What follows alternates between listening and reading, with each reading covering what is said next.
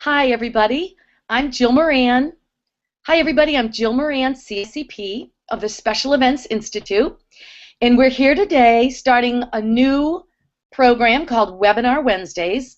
We've decided to bring you special guests every Wednesday, not every Wednesday, but a lot of Wednesdays in the next few months to focus on topics that will be interesting to your weddings or events industry.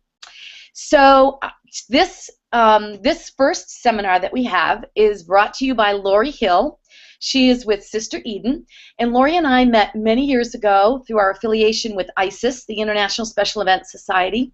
Lori had a successful event planning business in the Washington, D.C. area, and through her passion for living the green life, she started a new venture called Sister Eden. And she has this wonderful blog, which we'll give you information on, that posts all kinds of tips about living the green life.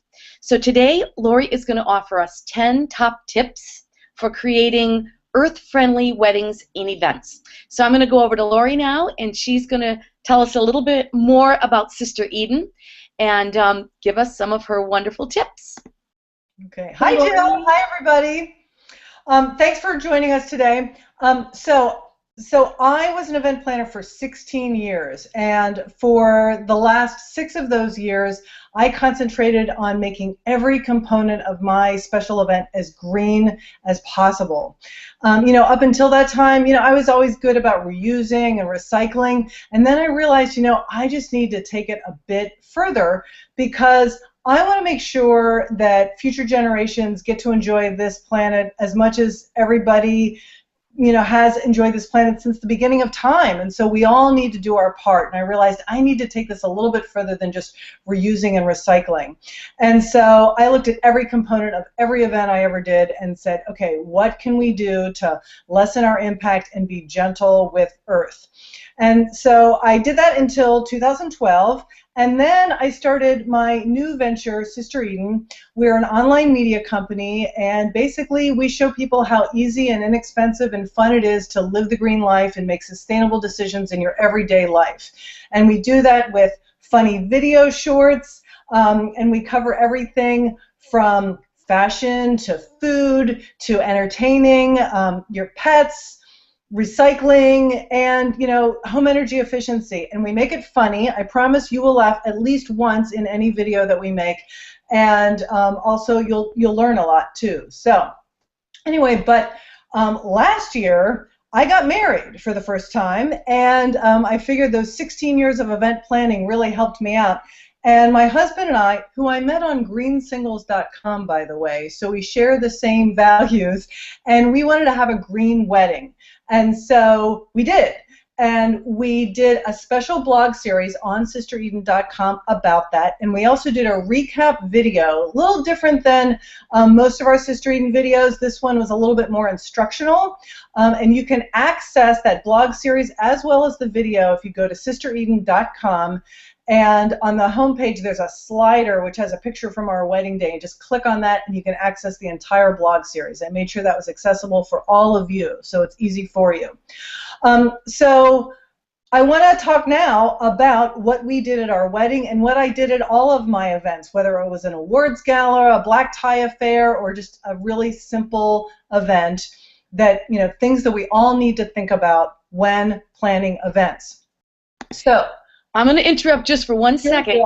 Everybody watching, we're going to be taking a poll. Lori's has some questions, and I'm going to be typing them into a poll on the screen. So if you could answer these, this would be really interesting for us to learn about some of the practices that you have had in doing green initiatives for your events.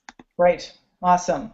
Okay. So Jill, are we ready for number 1? We are ready. Okay, so the number 1 thing I tell everybody when it comes to planning any event is think about the end in the beginning. Usually we think about the end at the last minute, like what's left over after your event. But you should think about that from the very beginning. So with every decision you make, what's going to be left over? Most people think about like, oh, okay, there's going to be bottles and cans and we'll just recycle those. But I'm talking about what do you do with your food? What do you do with your flowers? What about if you're planning a wedding? What do you do with the wedding gown, okay, after you're done with it? So, when you ask 200 guests to drive 20 miles from the ceremony to the reception, what's the end result of that? So think about the end in the beginning. So with every decision you make, what is going to be the side effect decision? So that's tip number one. Think about the end in the beginning. But now let's get into the real nuts and bolts of the event. So every event, you need a location, okay? Now, I always, whether you're planning a wedding or if you're planning a conference or an awards gala, think about a location that is central to just everybody or the majority of your guests, okay? So that people don't have to fly in from all types of different locales, or they don't have to drive long distances, if that's possible. I know sometimes that can be a challenge. For example, for our wedding, we chose a venue that was 2 miles from where we lived. We're very lucky. We had a great venue 2 miles away. And majority of our guests were fairly local. And for those who did have to come from far away, if they needed to, fly in or take the train or some type of mass transit, we gave them information on how to get to our wedding venue. And just made it easy for them. And also, our wedding venue was also located near public transportation, so the subway system, and that made life easier.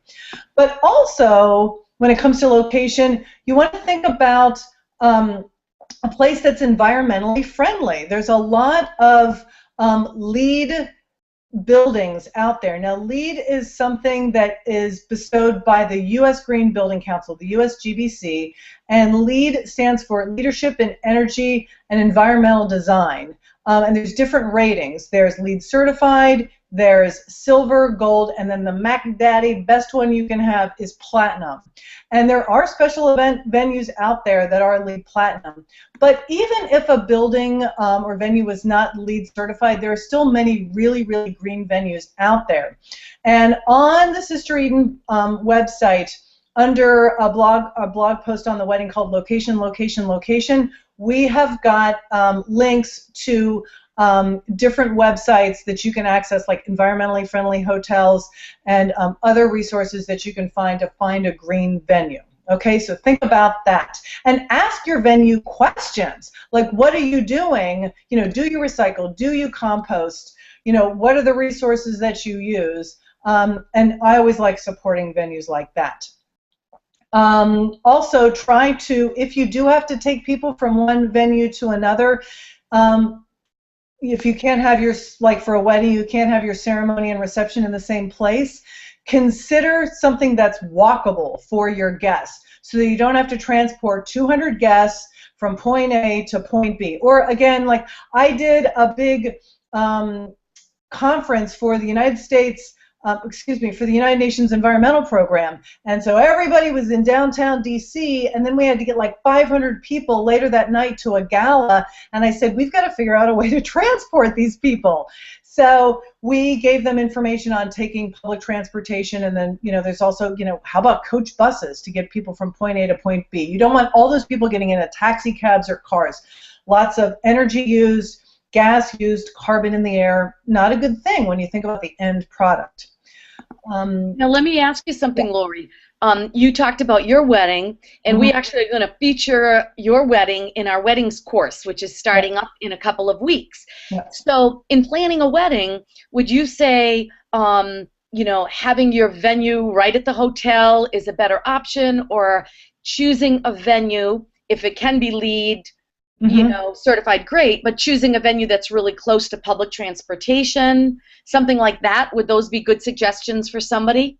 Oh, absolutely. I mean, if you can, if you have the choice of two great venues and one's closer to public transportation than the other, I would always say go for the one that's close to public transportation. Yeah, and I mean, especially if it's just a little walk. I'm not telling people to walk 10 blocks in their high heel shoes with their, on a hot 95-degree day in the summer. I'm sensitive to that. I get that. Where we got married, we had a hotel.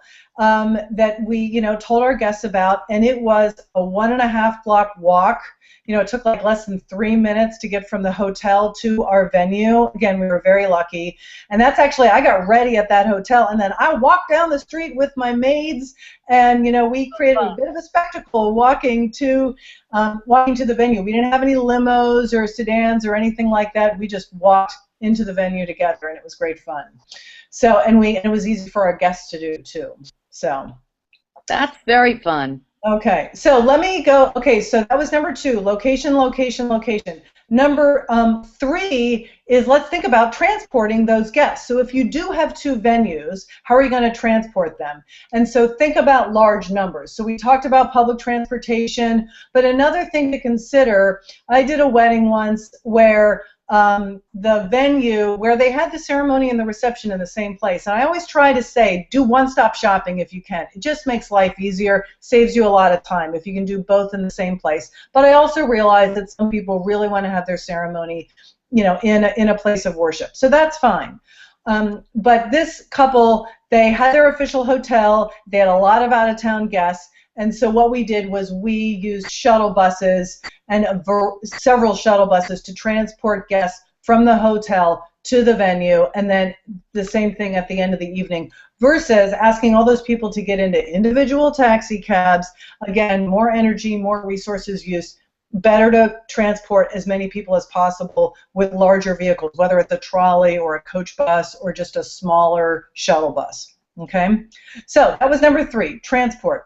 I was just going to say that is a really good idea, and a lot of times the whole transportation piece of it, if you have alcohol at events or weddings, and that's another really great way to just consolidate, either have that designated driver, so it kind of kills 2 birds with 1 stone for safety. Absolutely.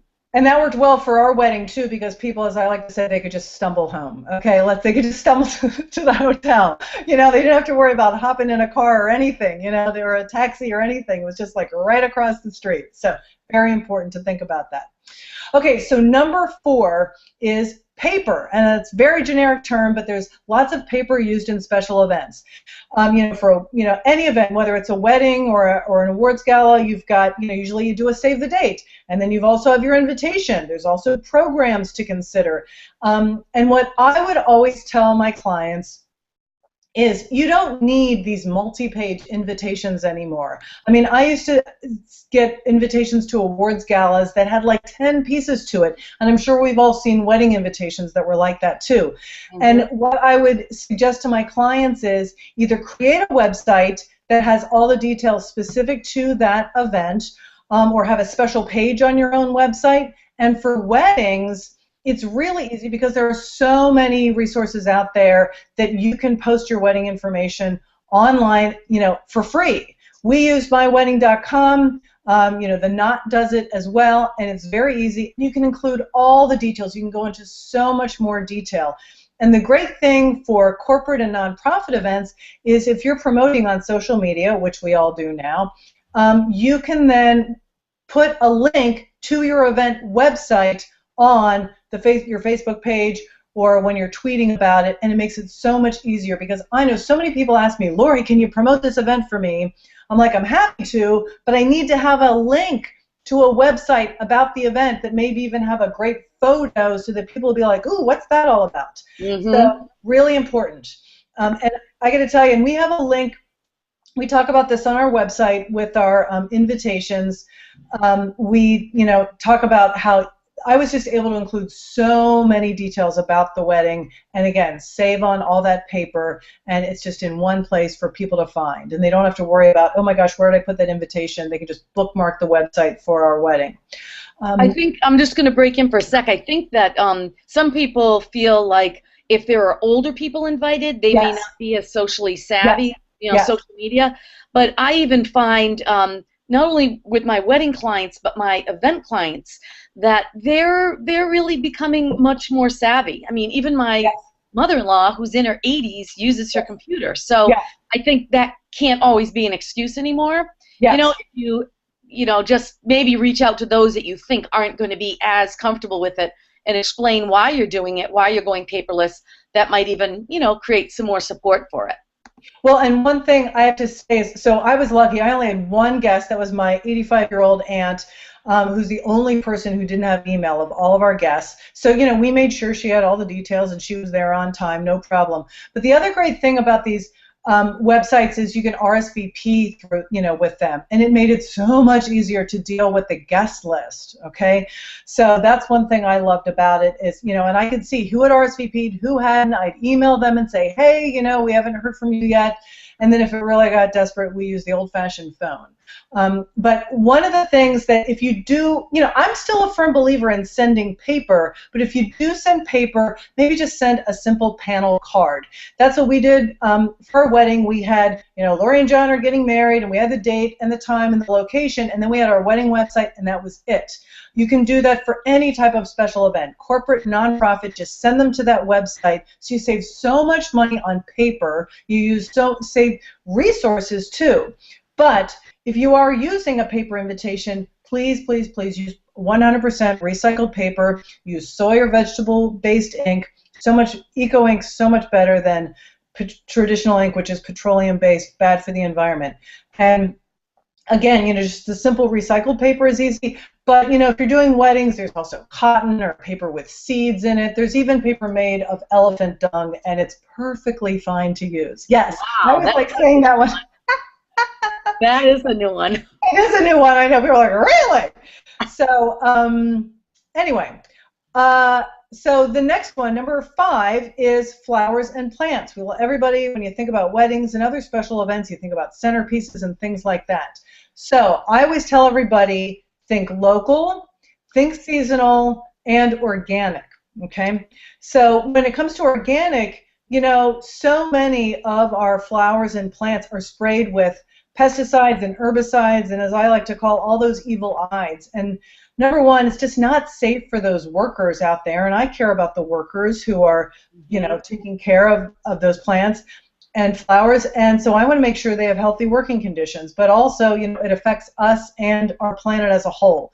So organic is good, and also, go local. We used a florist up in Baltimore, and they sourced only within 100 miles of Baltimore, all of their flowers. Now, yes, I got married in June, so that was easy, but you can still have gorgeous arrangements in December and January when the weather is cold. You can use twigs and what the florists like to call the sticks, and you can use vegetables and pumpkins and other types of gourds and berries, and I mean there's just it's endless. I actually went to a class that my florist did. I made a beautiful arrangement in November just using evergreens and things like that. You can still have beautiful arrangements. You don't have to fly things in from 2 continents over. You can still have a gorgeous event with local, seasonal, organic flowers. And I would also say it's less expensive. I know I've had just small events where they've had a very, very small budget in the winter months, and we've gotten greens from our bushes and, like you said, twigs. If you want to go super organic, you wouldn't put sort of, glass balls, but if there were old antique things that you had and you made more of a tablescape with it, yes, exactly. That would be pretty. And then reuse those things. That's the big thing. When you have those props, reuse them. So if you're a planner, use a decor company that's going to reuse those props over and over again.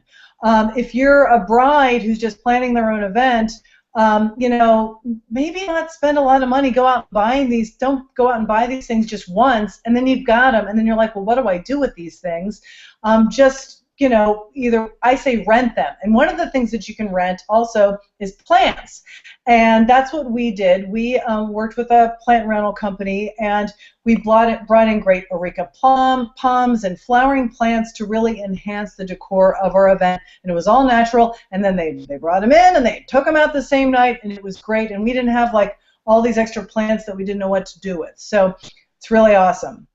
I'm going to throw in a little tip, too. I had a bride, vintage weddings are really popular now, and I had a bride that went on eBay and just got old antique milk glass vases. Yes. And just did wildflowers in varying sizes. Yeah. I actually did the florals for her, It was featured too in one of the magazines. But just, you know, varying sizes of vases, so they're reused, they're antique, and then you can recycle them and you know, give them to guests or share them for another event. If you're a planner, you can use them again. Well, and that's what we did. We did not give traditional guest favors because, come on, let's face it, folks, and I'm going to get into this later on, is, you know, how many of us have gotten a favor that we're like, what the heck do I do with this? And so our favor was our flower arrangements. What we did for centerpieces is we had 3 separate arrangements on each table.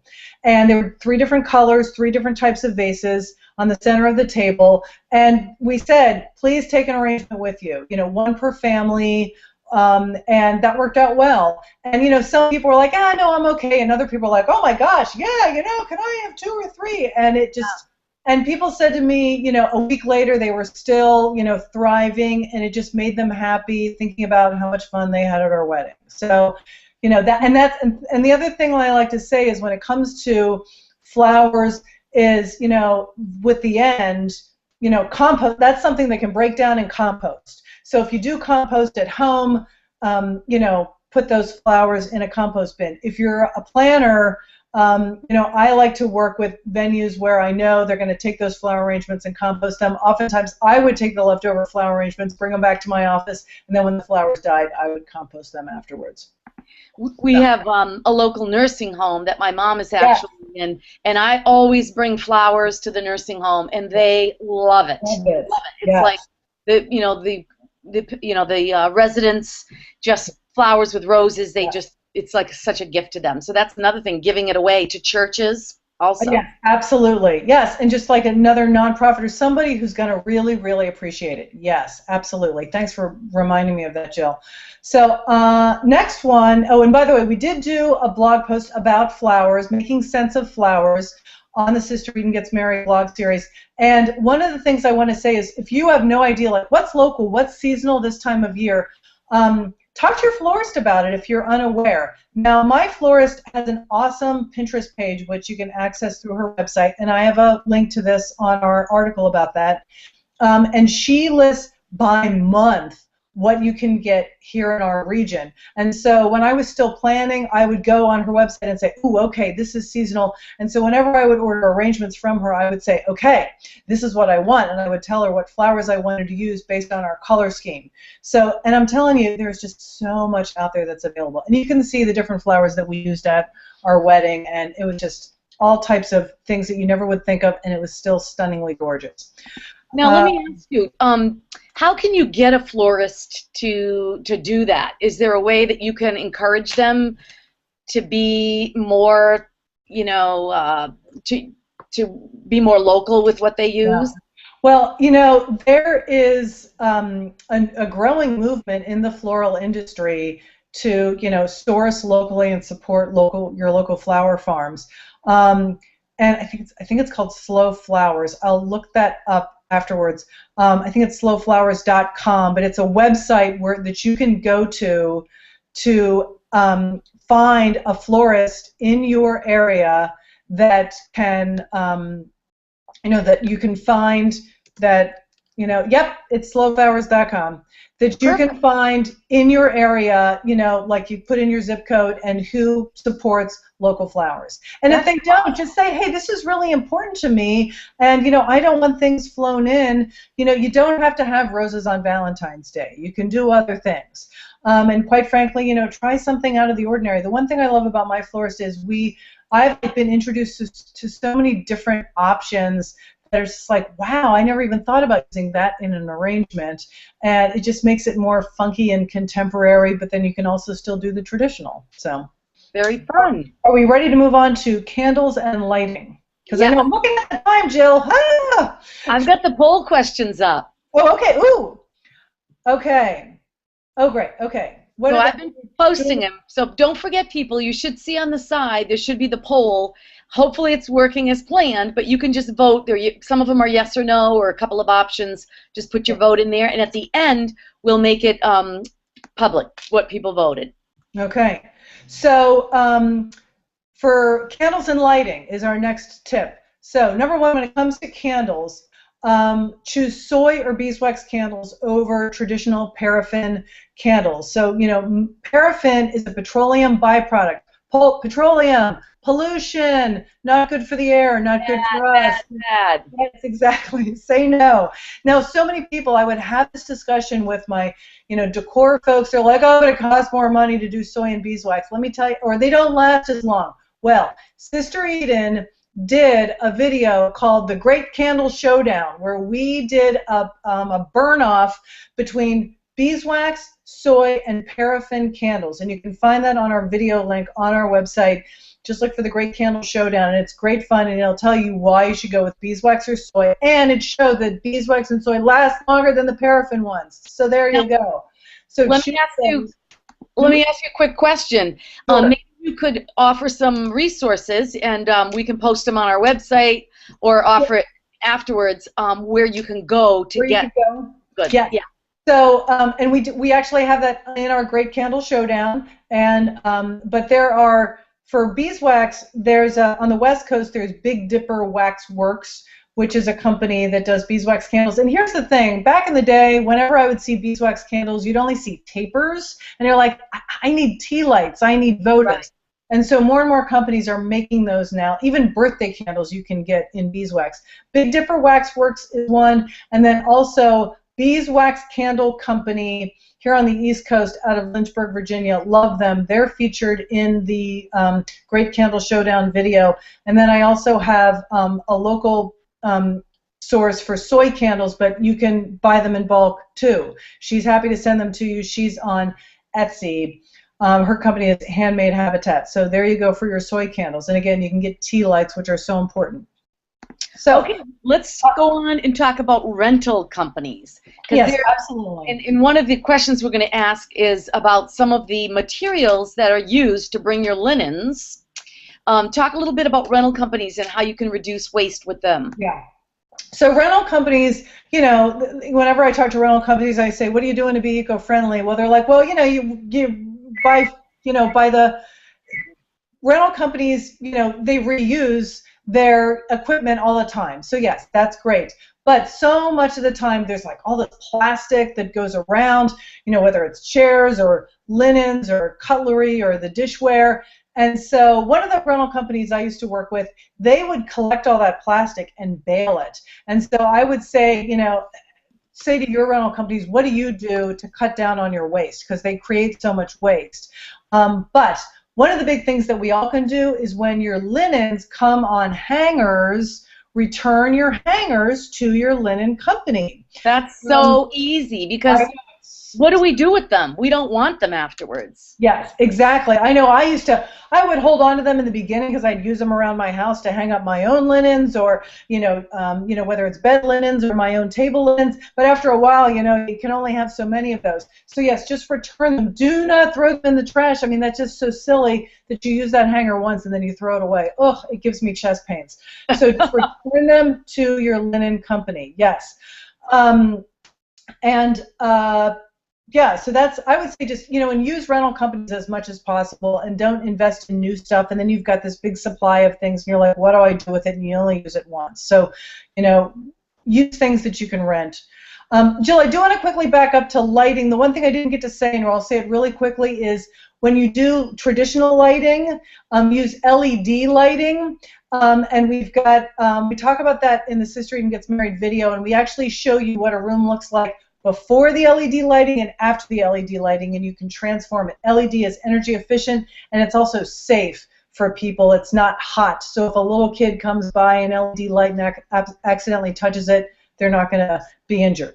Okay, great. So gifts and favors, number 8, tip number 8. You ready for that? Yep. Okay, so we did talk about this. One question I like to ask people is, do you need the darn thing in the first place? Do you really have to give away a gift, a favor in the first place? Because how many of us have gone to an event and we got some tchotchke favor thing and we're like, what the heck am I going to do with this? So I think sometimes people are more than happy not to get anything. But if you do give something, some type of swag, I would make sure that it is, think about okay, what's going to happen to this after the person is done with it? So if it's a bottle of wine, okay, they're going to drink it. Or if it's flowers, okay, they're going to enjoy the flowers, and then that can go, and that's going to decompose easily. Or if it's a chocolate bar, they're going to eat it or give to somebody who likes chocolate, okay? But, you know, if it's some plastic tchotchke thing that's not going to break down or can't be recycled, maybe think twice about that, okay? So give them something useful that's also going to be able to break down when that person is finished using it, okay? I put, do you always give favors that are consumable? But I'm gonna change it to sometimes, so we can, yes or no, whether you consider if a favor is consumable or not. Yeah. Okay, so I'm ready to move on to food because it's about the lunch hour here. So let's talk about food. And just like I was saying with flowers, local, organic, and seasonal, do the same with your food, and also vegan and vegetarian options. So first of all, you know, local, go with what's seasonal so that things don't have to be, you know, shipped in from far away. It's gonna be more fresh, taste better. You're supporting your local economy, your local farmers. Organic, again, no pesticides, insecticides, no evil eyes for you or the people who handle that food. And also organic, local, seasonal. And then the other thing is vegan and vegetarian options. They are so much more easier on the planet. They use less resources, vegan and vegetarian options. And obviously, you know, more and more people are becoming vegan and vegetarian. So be sure to have those options available for folks, and be sure to identify them. For example, at our wedding, we were lucky to be able to do 4 different food stations. We had a lot of vegans and vegetarians at our wedding, and so we made sure that the menu at each food station indicated if it was vegan or vegetarian. But we also took care of the carnivores too, okay? The other thing with labeling, and it's just another event tip, is putting if there are any nuts or allergens. Yes, because absolutely. Nowadays, you know, nuts, even something like pesto, you know, we had an event and there was a pesto sauce, and that has nuts in it. And, you know, you have to make sure your servers know that, or that you identify this has pesto and a nut base, so a little bit of a safety feature as well. Yes, absolutely. And one of the things is we used an awesome green catering company, and on the web series, the blog series on Sister Eden Gets Married, we do talk about the caterer. That's one of our very first posts. And we also talk about how to find out, how to determine if your caterer is green or not. And we've got a checklist, questions to ask your caterer. But my caterer was awesome, Main Event Catering. I made sure that their staff, you know, like when they were handing things around, they told people, this is, you know, a vegan BLT, or, you know, this is, you know, they gave the name of it, and then they said if it was vegan, vegetarian, or whatever. They let people know what was in it, since that's so important to people. And I'm a vegetarian. I've been one for over 10 years, and it's just frustrating when, you know, you need to know what's in that. Can I eat that? And that's something too, Lori, as a planner, when you have your meeting with the catering staff, you can say, this is important to me because I want my guests to know. Well, yeah, and also you want to have a variety of food too, hot and cold food for your carnivores and your vegetarians and vegans. You know, I'm sorry, but, you know, if you just leave crudité for the vegetarians and vegans to eat, that's doesn't cut it. Yeah, no, it doesn't. So, so let's talk about drink. Drink can be local, sustainable, organic as well. And we went with, I like to go for all of my events, not just my wedding, but, you know, let's support local wineries, let's support local breweries. My husband John and I met at a microbrewery for our first date, and we actually used growlers of beer. We served that at our wedding, so, you know, the big containers of beer. And then we also had some other bottles of local beer that we used, you know, just from up the road in Baltimore. But also when it comes to wine, you know, support your local wineries, or, you know, serve organic wine. Again, those are great options. And you're supporting your local economy. It's traveled less distance. And I got to tell you, Oh my goodness, we got so many compliments on the great beer and wine at our wedding. We almost ran out of the beer. And people just loved it. And we didn't serve, traditional, I'm not going to name names, but we didn't serve those traditional, beers and wines that you see at many special events. And people were just raving and had a great time. And it increased their enjoyment of our event. And I think serving from growlers or serving from even if it's something you put in pitchers, I think you're going to talk a little bit about bottled water and offering pitchers, but it also gives a little bit more of effect to the event. It's kind of fun. I mean, you can even theme them a little bit, with either a tag on them or signage or something, and it makes it a little more fun. I'm so glad you said that, Jill, because that is one of the things we did at each bar. We had 2 bars, and we had signs that we made that indicated the names of the beers and the names of the wines, where they came from, and just kind of a rating, of what they, just descriptions of them. Because I know sometimes you're like, do I want to try that beer? I've never tried it before. It was kind of a new thing for some people. So we described what they tasted like so that people were a little bit more comfortable with it. Yeah. Good idea. And then they had the names of the place so that they could reference it later on. Yeah. Cool. Yeah. So yes, let's talk about water and bottled water. So our catering company, Main Event Catering, they do not use bottled water at all. What they do is, first of all, they make their own seltzer water, they make their own sparkling water, and they have bottles that they just reuse over and over again. That they make it on site, and after they're done with it, they bring it back and sanitize it and start all over again. And they also do that with flat water, and that's what I love about them. So there's just so little waste at their events. And I will pop this in. I mean, sometimes when you're at a venue like a hotel, they're very used to putting water bottles out. But if you just get them in the mindset, like, we don't need that, we could do pitchers and glass, and maybe there's a thought to, like, well, we have to wash all the glasses afterwards, but they don't go to waste, You reuse those glasses, and in the scheme of things, it's like, what's the lesser of 2 evils? It's just so much better, because, I mean, think about those bottles. Oftentimes they don't get recycled. People will grab a bottle of water, drink half of it, sit it down, walk away. You never see it again. So I always encourage people I would never have bottled water at my events. We would use bubblers or pitchers of water. If it's a large event, you can encourage people, bring your own water bottle, and we'll have bubblers available, and you can fill up for free. That's people a great idea. Yeah, or there's your swag item. There is your tchotchke that you give out that has your logo on it. You give an environmentally friendly water bottle with your company logo on it, and then people can fill up at the bubblers, and there you go. You've eliminated so much waste. Yeah, and you save money. I mean, when you think about all those individual bottles of water, yeah, it's nutty. And that's in our lives as well.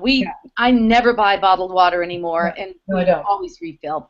So I think that was your last tip. Yes, that was our last. So are there any questions we'd like to? If there's a last minute thing you want to say, Lori, or we can just open it up to questions. There's an area that says chat on the side, and you can just put in whatever questions you might have. Rochelle said she had to jump up. But if anybody wants to throw in a question, I've enabled the chat box so everyone can see it. And if you have questions for Lori, we can have a few little Q&As. And you know what? If you ever think of anything after we hang up here, everybody out there, feel free to just email me, Lori, Lori, at sistereden.com. I am more than happy to answer your questions. I'm passionate about this.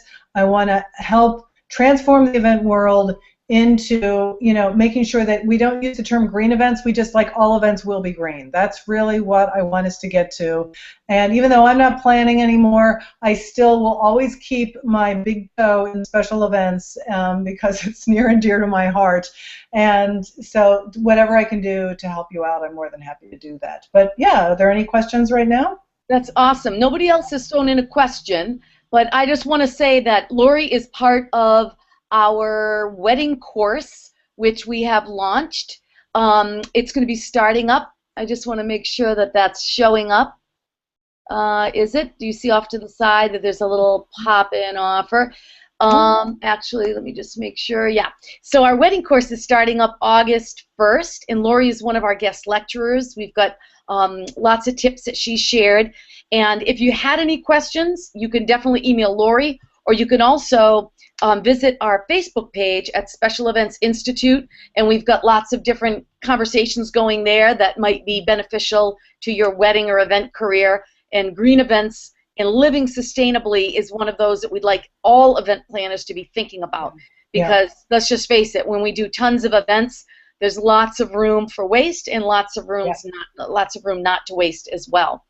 Yeah, I was just one final thought is, I know it may seem overwhelming if you haven't tried any of these things, so don't overwhelm yourself. Just try one thing at a time. Maybe say on this event, we'll concentrate on being as paperless as possible, and then the next event we'll go paperless and try and source locally with our flowers. It can be overwhelming, but you know what? Just like anything, once you get your systems in place, life becomes easier and easier. And the great thing is, back in 2006, when I was really making an effort to make my events more sustainable, it was tough. Not a lot of people were doing it, and now more and more people are hopping on the bandwagon, and they get it, and it's so important, and it's going to make everybody's lives easier. So, and I think, Lori, what you had said to me earlier is it's not a trend. It's not a thing. It's a way of living. It's a way that we have to think. Yes, absolutely. And more people are doing this. And your clients, I got to tell you, when I was in business, clients sought me out because I was a green planner. And also, I think it makes you more marketable that, this is important to you, because more and more companies are going to be required to make their operations, whatever they are, more sustainable, including their events. And you can say, hey, I know how to do this, and make yourself, get yourself more business. That's it. Lori, I want to thank you so much. We're going to try to keep these to under an hour. We almost have gone 45 minutes. And I didn't mention when I threw in that our wedding planning course is starting, but if you sign up after this video, I will be sending you a signed copy of my latest edition of my wedding planning book, which has just been released July 1st. So we're encouraging folks, if you really want to advance your career, visit us at Special Events Institute, and you'll see on the Get Started page, there will be a follow-up email that you get after this, and we'd be happy to send you a free copy of that book if you sign up for the wedding course. So, Lori, thank you so much for being here today. That was great, Jill. Thanks so much for asking me. Yep, and like us on Facebook and keep a lookout for upcoming webinars. We have our Webinar Wednesdays that we're launching, and we'd love to have you join us on our next one. Lori, thank you so much. Have a great day, everybody. Thanks for attending. Bye, everybody. Bye.